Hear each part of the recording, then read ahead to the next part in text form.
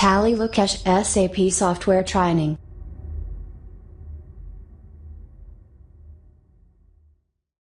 Hey, hello viewers, good morning. Welcome to Tally Loki's YouTube channel. So guys, today SAP FICO S4 HANA సబ్జెక్ట్లో ఒక new topic అనేది మీతో discuss చేస్తున్నాను. ఇది very important topic. So మన ఛానల్లో ఉన్న కంటెంట్ ప్రతిదీ కూడా మీకు ఉపయోగకరంగా రియల్ టైంలో ఉపయోగపడుతుంది అనిపిస్తే సో ప్లీజ్ లైక్ చేయండి, షేర్ చేయండి, వీలైతే కామెంట్స్ కూడా ఇవ్వండి. సో అవి మాత్రం మర్చిపోకుండా ఇవ్వాలి. ఓకే, సో ఈరోజు ఆ టాపిక్ ఏంటి, ఆ టాపిక్ ఎప్పుడు ఎలా ఏ విధంగా ఉపయోగిస్తారనేది మీతో నేను డిస్కస్ చేస్తాను. వీడియోని ఎక్కడ స్కిప్ చేయకుండా చూడండి, చాలా నాలెడ్జ్ మీరు ఎస్ఏపి ఎఫ్ఐసిఓలో గెయిన్ చేస్తారు. ఓకేనా, చూడండి. యా గైస్, చూడండి, ఎస్ఏపి ఎఫ్ఐసిఓ S4 HANAలో అక్రూవల్స్ అండ్ డెఫరల్స్ కాన్సెప్ట్ గురించి ఈరోజు మనం డిస్కస్ చేద్దాం. ఇక్కడ అక్రూవల్స్ గురించి మనం 2 డెఫినేషన్స్ ఇచ్చాను. ఎప్పుడు అక్రూవల్స్ని ఉపయోగిస్తాం అంటే అక్రూవల్స్ని కానీ డిఫరల్స్ కానీ మంత్ ఎండ్ యాక్టివిటీస్లో ఉపయోగిస్తాం. ఓకే, ఇయర్ ఎండింగ్ యాక్టివిటీస్లో కానీ మంత్ ఎండ్ యాక్టివిటీస్లో దీన్ని ఎక్కువగా యూజ్ చేస్తాం. ఎందుకు యూజ్ చేస్తాం అంటే వీటిని మనం ప్రొవిజన్స్ లేదా అడ్జస్ట్మెంట్ ఎంట్రీస్ అని చెప్పుకుంటాం. ప్రొవిజన్స్ అనేది ఎప్పుడు ఉపయోగపడతాయి అని అనుకుంటే, ఏ సిచ్యువేషన్లో ఉపయోగపడతాయి అనుకుంటే, సో వీటిని ఎక్కువగా ఎక్స్పెన్సెస్ కానీ రెవెన్యూస్ కానీ మనం నెక్స్ట్ మంత్కు షిఫ్ట్ చేయాలి అనుకున్నప్పుడు ఈ ప్రొవిజన్స్ రూపంలో వీటిని ఎంటర్ చేసుకుంటాం. మెయిన్ పర్పస్ అదనమాట. ఇక్కడ స్మాల్ డెఫినేషన్ చూద్దామండి. Accrual means provisions. Accrual of an expense is reporting an expense is the period in which they occur irrespective of the payment mode. Expenses are reported in the period in which they occur and that period is prior to the period in which the payment is made. So ఒక month ఎండ్లో so monthly మనకి month బిజినెస్లో expenses జరుగుతాయి, incomes కూడా జరుగుతాయి. Expenses అంటే మనం ఏం చెప్పుకోవచ్చు, రెంటు, శాలరీస్, ఎలక్ట్రిసిటీ బిల్లు, ఓకేనా. సో తర్వాత మనకి ట్రావెలింగ్ ఎక్స్పెన్సెస్, టెలిఫోన్ ఛార్జెస్ ఇవన్నీ కూడా వస్తాయి. ఇవి కంపల్సరీగా మంత్ వైజ్ మనం పే చేస్తూనే ఉండాలి. సో అలాంటి సిచ్యువేషన్స్లో మన దగ్గర సఫిషియన్స్ అమౌంట్ లేనప్పుడు సో మనము ఎంప్లాయీస్కి అయితే శాలరీస్ ఇవ్వాలి, రూమ్కి అయితే రెంట్ పే చేయాలి, ఎలక్ట్రిసిటీ బిల్లు కట్టాలి.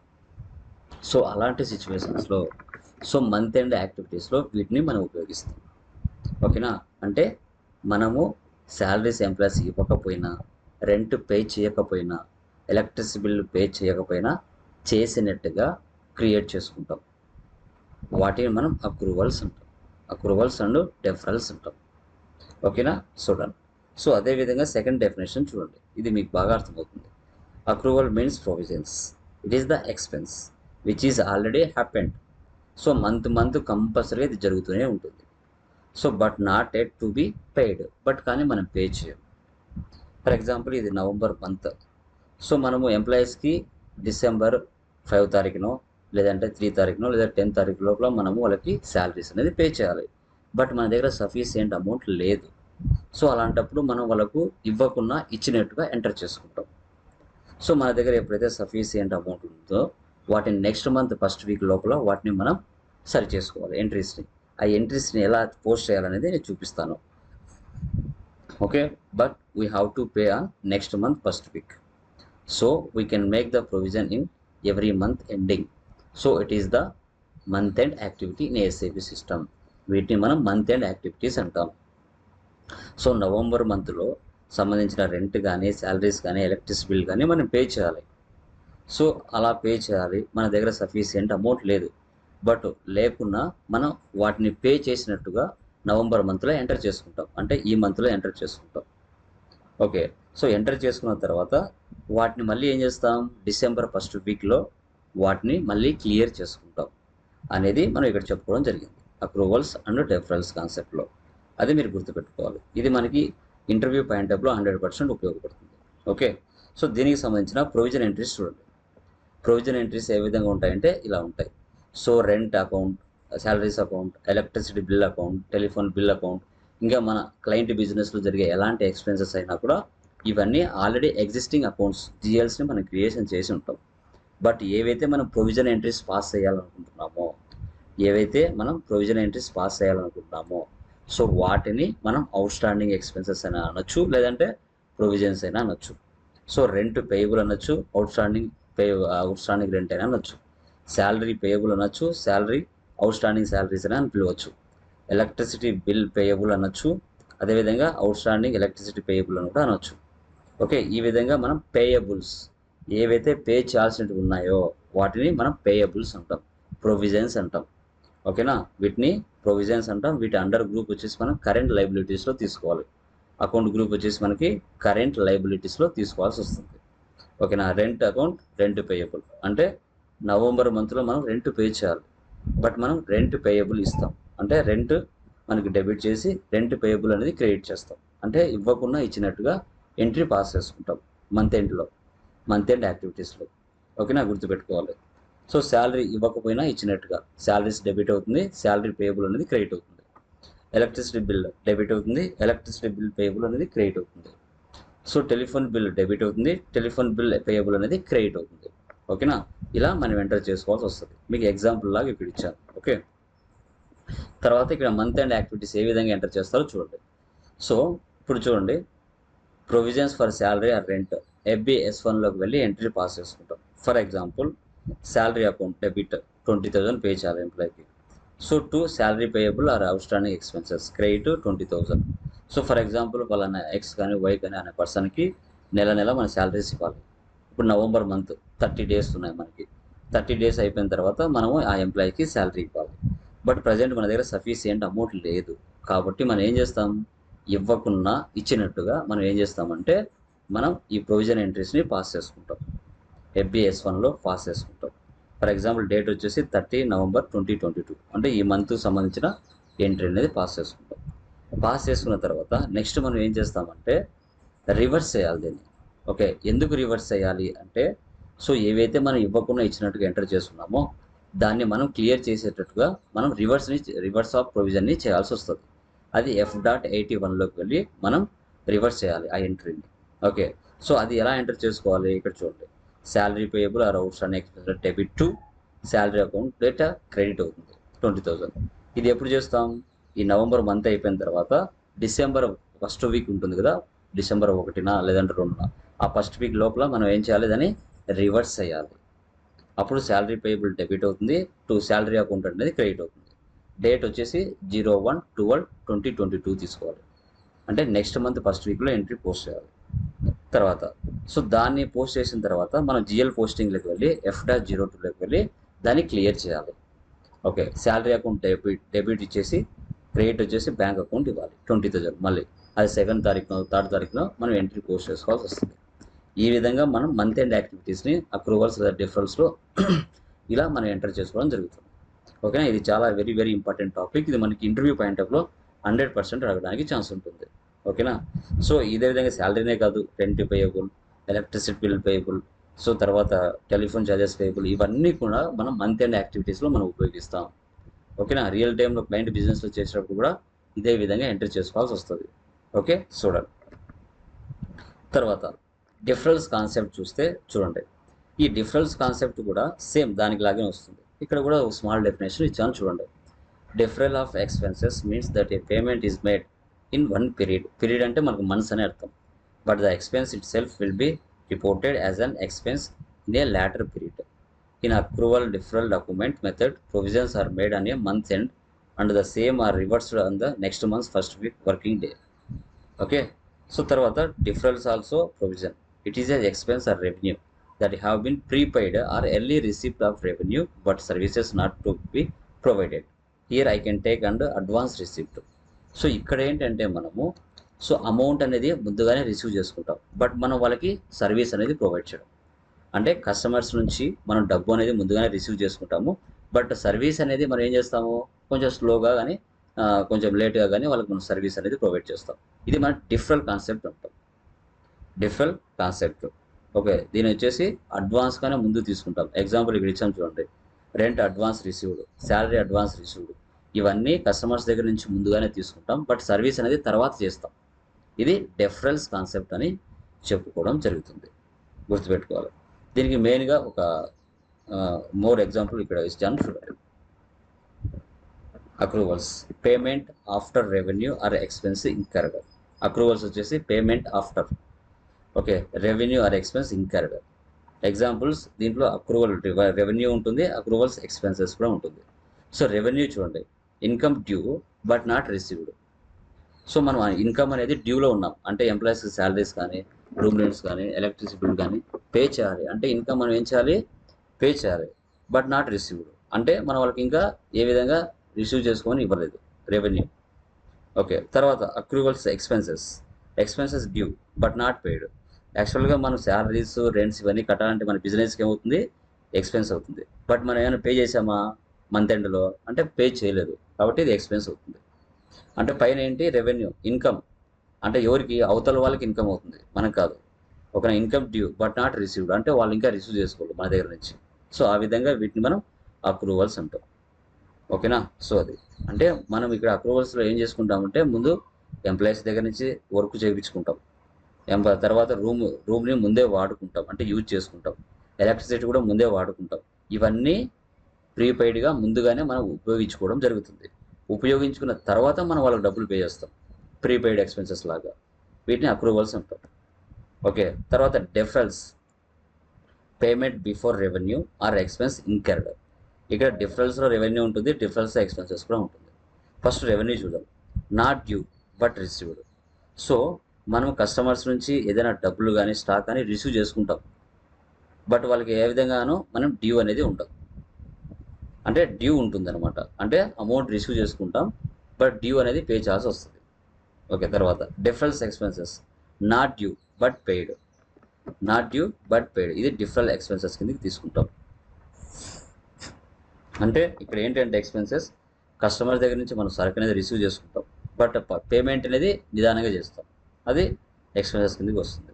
రెవెన్యూ ఏం చేస్తాం, వాళ్ళ దగ్గర నుంచి మనం ముందుగానే తీసుకుంటాం, ఓకేనా. సర్వీస్ అనేది తర్వాత ప్రొవైడ్ చేస్తాం. సో ఈ విధంగా వీటిని మనం ఉపయోగిస్తాం. కాన్ఫిగరేషన్ స్టెప్స్ చూడండి. ఫస్ట్ మనం ఏం చేయాలంటే రీజన్ క్రియేషన్ చేసుకోవాలి. రివర్సల్ డాక్యుమెంట్కి డిఫరల్ అండ్ అక్రూవల్కి ఎందుకు రీజన్ అనేది క్రియేషన్ చేసుకోవాలి, అది 2 డిజిట్స్తో మనం రీజన్ అనేది క్రియేషన్ చేసుకోవాల్సి వస్తుంది.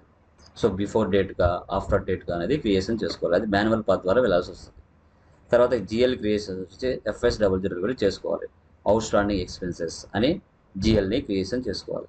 తర్వాత అక్రూవల్ ఆ డిఫరెంట్ డాక్యుమెంట్ని FBS1లోకి వెళ్ళి క్రియేషన్ చేసుకోవాలి. మంత్ అండ్ యాక్టివిటీస్లో ఈ మంత్ 30 నవంబర్ 2020లో ఒక ఎంట్రీ పాస్ చేసుకోవాలి, అది శాలరీ కానీ రెంట్ కానీ పే చేసుకోవాలి. చేసుకున్న తర్వాత దాన్ని మనం రివర్స్ ఆఫ్ ప్రొవిజన్లోకి వెళ్ళి F.81లోకి వెళ్ళి మనం పోస్ట్ చేయాల్సి వస్తుంది. రివర్స్ డాక్యుమెంట్ పోస్ట్ చేసిన తర్వాత మెయిన్ పోస్టింగ్ వచ్చేసి F-02లోకి వెళ్ళి మెయిన్ పోస్టింగ్ చేయాల్సి వస్తుంది. తర్వాత లైనేటెడ్ డిస్ప్లే చూడాలంటే FBL3Nలోకి వెళ్ళి చెక్ చేసుకోవాలి. జిఎల్ బ్యాలెన్స్ చెకింగ్ చేసుకోవాలంటే FS10Nలోకి వెళ్ళి చెక్ చేసుకోవాల్సి వస్తుంది. వీటిని మనం కాన్ఫిగరేషన్ స్టెప్స్ కింద మనము అక్రూవల్ అండ్ డిఫరెంట్ కాన్సెప్ట్లో డిస్కస్ చేయడం జరుగుతుంది. ఓకే, చూడండి. తర్వాత యూజర్ అని మీ పాస్వర్డ్ ఇచ్చేసి ఎంటర్ అవ్వండి.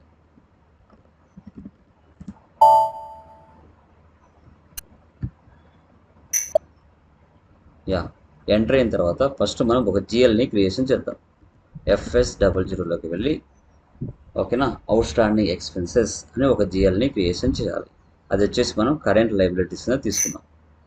ఓకే, ఇక్కడ మనం ఆల్రెడీ ఎగ్జిస్టింగ్ ఉంది కదా, లేదంటే క్రియేషన్ చేద్దాం. క్రియేట్ 100204. సో అకౌంట్ గ్రూప్ వచ్చేసి మనకి current liabilities, balance sheet account కింద తీసుకోవాలి. ఇక్కడ అవుట్ స్టాండింగ్ ఎక్స్పెన్సెస్ అకౌంట్.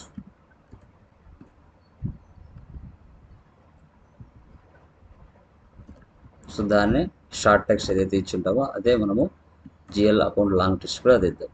తర్వాత కంట్రోల్ డేటా. సో ఇక్కడ account currency INR, only balances in local currency tick చేసుకోండి.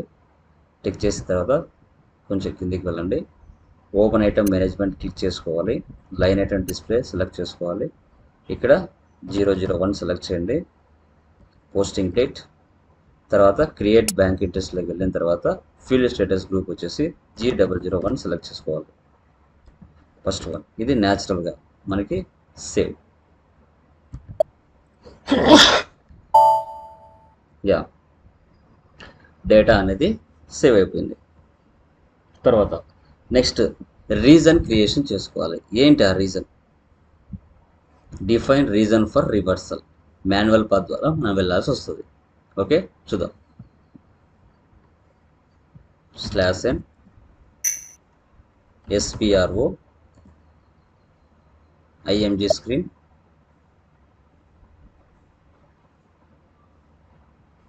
ఫైనాన్షియల్ అకౌంటింగ్ న్యూ, తర్వాత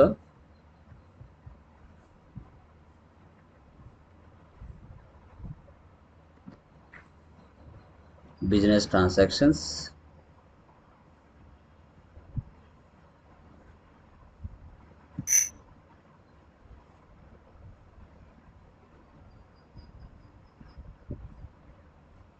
జనరల్ లెడ్జర్ అకౌంటింగ్ న్యూ, తర్వాత బిజినెస్ ట్రాన్సాక్షన్స్, తర్వాత అడ్జస్ట్మెంట్ పోస్టింగ్ రివర్సల్, తర్వాత డిఫైన్ రీజన్స్ ఫర్ రివర్సల్. దీన్ని select చేసుకోవాలి. ఇక్కడ మనలాగే చాలామంది చేసి ఉంటారు, బట్ మనం ఓన్గా క్రియేషన్ చేయాలి. రీజన్ అనేది మనకు 2 డిజిట్స్తో మనకు నచ్చింది పెట్టుకోవచ్చు. నేను ఓపీ అని పెట్టాను. ఇక్కడ అక్రూవల్ డిఫరల్ కాన్సెప్ట్, మీ కంపెనీ నేమ్ ఇచ్చుకోవచ్చు.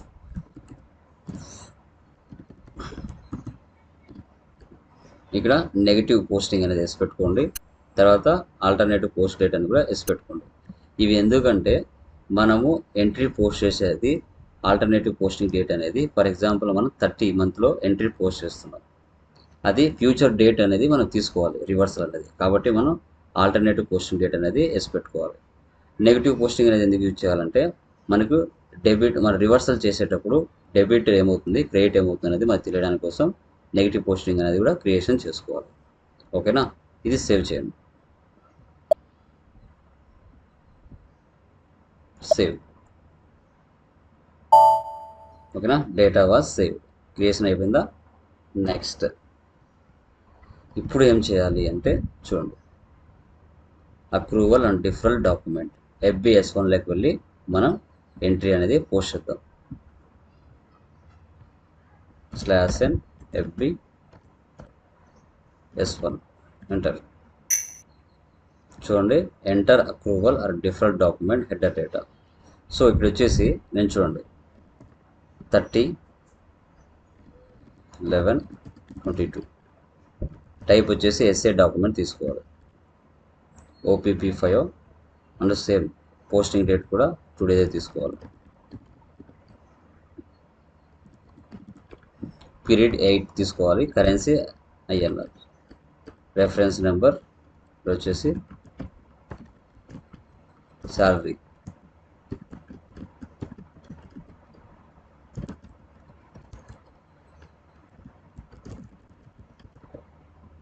ప్రొవిజన్,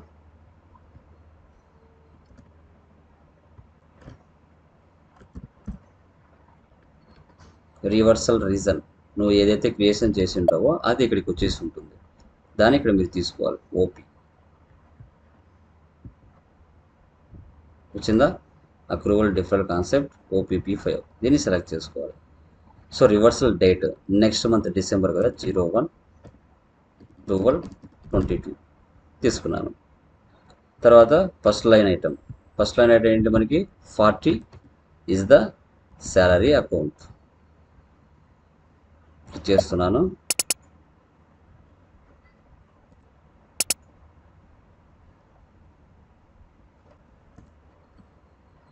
శాలరీ అకౌంట్ ఇచ్చాను. సో ఇక్కడ చూడండి, salary account data to salary payable out standing expenses 20,000. 30 డేట్లో ఇస్తున్నాను 20,000. FBS1లో వెళ్ళి నేను క్రియేషన్ చేశాను. ఓకే చూడండి, ఇక్కడ ఎంటర్ ఇస్తున్నా. Check documented in the future. Okay done. పర్వాలేదు. ఓకే, ఇక్కడ వచ్చేసి అమౌంట్ వచ్చేసి 20,000 ఇస్తున్నాను. Business area OPP 1. ఇక్కడ వచ్చేసి salary for provision. Next line item display 50 ఇచ్చాను. ఇక్కడ వచ్చేసి అవుట్ స్టాండింగ్ తీసుకుంటాం.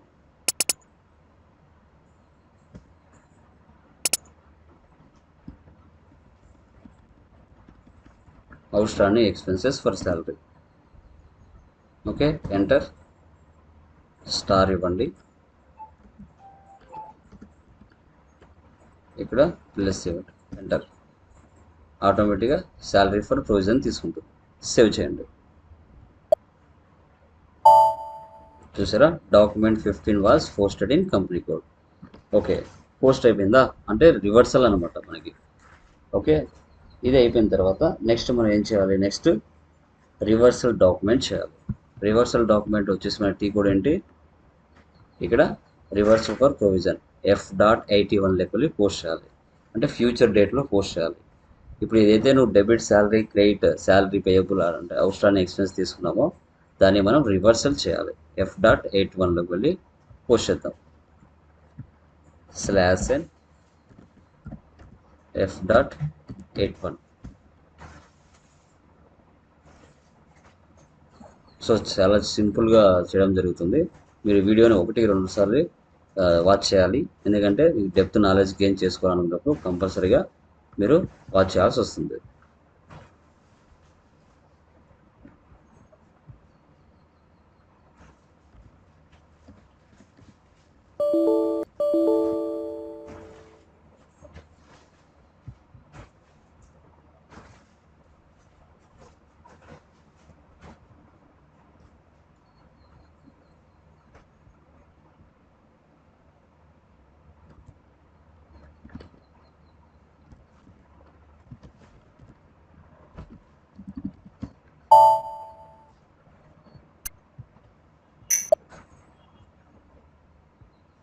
So F.81.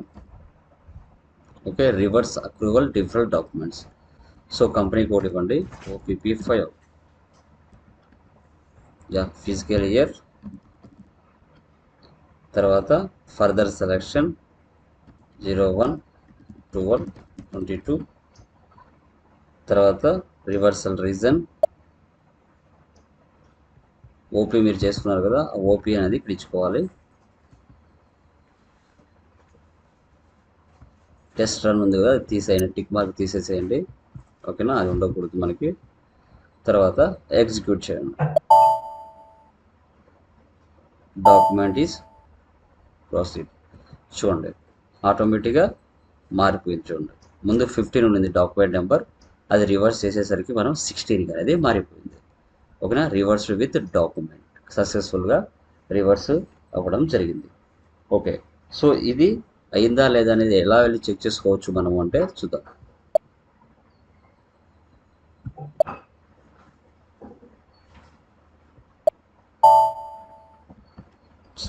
/n.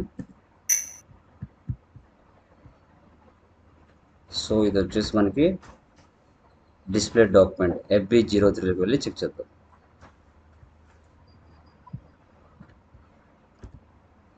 FB03. So ఆ 15 కాస్త 16 నెంబర్కి మారిపోయింది. Document list execute, enter. 16 వచ్చింది. ఇక్కడ SA డాక్యుమెంట్ AB డాక్యుమెంట్గా మారిపోయింది. ఓపెన్ చేద్దాం. చూడండి, 50 is the salary account, 40 is the out standing expenses. Okay, so ఇప్పుడు మనం మెయిన్ GL పోస్టింగ్ అనేది చేద్దాం. /n F-02. సో ఇప్పుడు వరకు మనం provision for salary account creation entry post చేసాము 30 డేట్న. తర్వాత 01/12/2022 డేట్న వచ్చేసి outstanding expenses to salary account post చేసాము. రివర్స్ అయిపోయింది అనమాట అది. ఇప్పుడు GL పోస్టింగ్ వచ్చేసి F-02లోకి వెళ్ళి salary account data to bank account చేద్దాం. ఓకేనా, చూడండి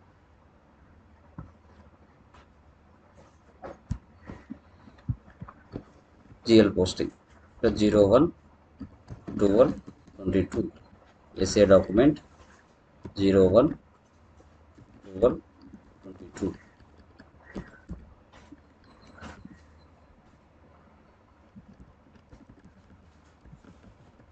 salary account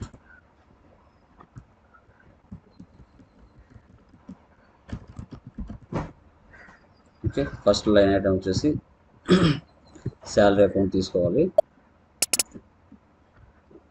చాలా సింపుల్ అండి.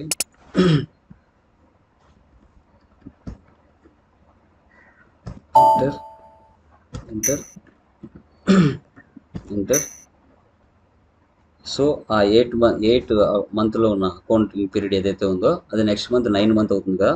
సో అదే అనమాట. అందుకోసమే ఇక్కడ ఎర్రర్ లాగా మీకు చూపించింది. దాంతో మీకు అవసరం లేదు. ఇక్కడ శాలరీ అకౌంట్ 50 ఇస్ ద మనకి బ్యాంక్ అకౌంట్ తీసుకోవాలి. ఆ ఎంట్రీ ఏంటి పోస్ట్ చేస్తున్నాం? ఆ entry salary account data to bank account post చేస్తున్నాం నెక్స్ట్ మంత్లో. అది 1వ తారీఖున వేయచ్చు, 2వ తారీఖున వచ్చే ప్రాబ్లం లేదు. ఇక్కడ వచ్చేసి బ్యాంక్ అకౌంట్ తీసుకోవాలి.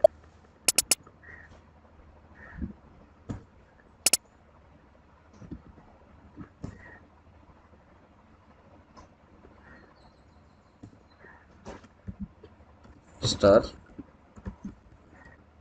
Plus enter, then save it. Okay, document 17 was posted in company code. Okay, సక్సెస్ఫుల్గా మనం క్రియేషన్ చేయడం జరిగింది. ఓకే, సో ఇప్పుడు వచ్చేసి మనకి FB03లోకి వెళ్ళి ఒకసారి చెక్ చేద్దాం. ఓకేనా. సో ముందు 15 నుంచి 16కి మారిపోయింది. 16కి మారిపోయిన తర్వాత మళ్ళీ మనం జిఎల్ పోస్టింగ్ అని చేసాం, అది 17కి వచ్చేసింది. ఒకసారి డాక్యుమెంట్ లిస్ట్లోకి వెళ్ళి చూద్దాం. Execute, enter. చూడండి. సో ఫస్ట్ ఎస్ఏ డాక్యుమెంట్ మనం ఎంట్రీ పోస్ట్ చేసాము, అది వచ్చేసి రివర్స్ అవ్వడం జరిగింది. ఆ రివర్స్ అయిన తర్వాత అది మళ్ళీ ఏం చేసాము, మళ్ళీ ఎస్ఏ డాక్యుమెంట్గా మార్చాము. ఓపెన్ చేసి చూద్దాం. చూడండి, 40 is the salary account, 50 is the Canara bank account. తర్వాత వచ్చేసి ఏబీ డాక్యుమెంట్, ఇది ఓపెన్ చేశాను. ఓపెన్ చేసిన తర్వాత 50 is the salary account, 40 is the outstanding expenses. ఇప్పుడు మన దీని ఇక్కడ రివర్సల్ డాక్యుమెంట్ ఉంది కదా, ఇది క్లిక్ చేస్తే మనకి రివర్స్ అవ్వడం జరుగుతుంది. చూడండి.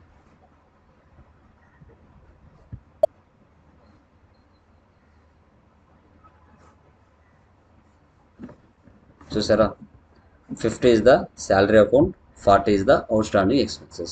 మళ్ళీ ఇది క్లిక్ చేస్తే నార్మల్గా వచ్చేస్తుంది. 40 is the salary account, 50 is the outstanding expenses. So ఈ విధంగా మనం రివర్సల్ కూడా చేయొచ్చండి. ఓకేనా. సో ఈ విధంగా మనము అక్రూవల్ అండ్ డిఫరెల్ కాన్సెప్ట్ని మనం ఈ విధంగా ఎంట్రీ చేసుకోవాల్సి వస్తుంది. ఓకే, ఇప్పుడు మనం /n చేసిన తర్వాత FBL3N జిఎల్ లైన్ ఐటమ్ డిస్ప్లేకి వెళ్ళి చూద్దాం. Salary account,